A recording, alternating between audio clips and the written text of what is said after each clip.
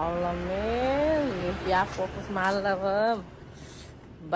Dalam video yang viral di media sosial, salah seorang warga memperlihatkan kondisi mobil pasca 4 roda beserta velgnya raib dicuri. Peristiwa ini terjadi di kawasan Ilir, Barat 1 Palembang pada Selasa 23 Desember 2025.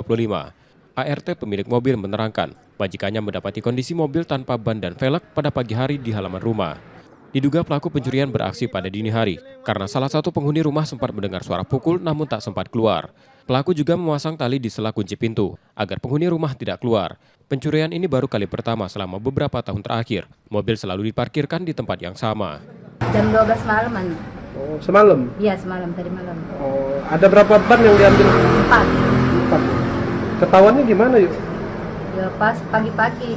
Pagi-pagi keluar kan, ban mobilnya sudah nggak ada lagi. Oh, sudah nggak ada lagi ya? Iya. Ada CCTV nggak? Nggak ada ya? Sudah buat laporan belum? Belum. Oh, belum ya? Siang insya. Memang di sini rawan kejahatan atau gimana ya?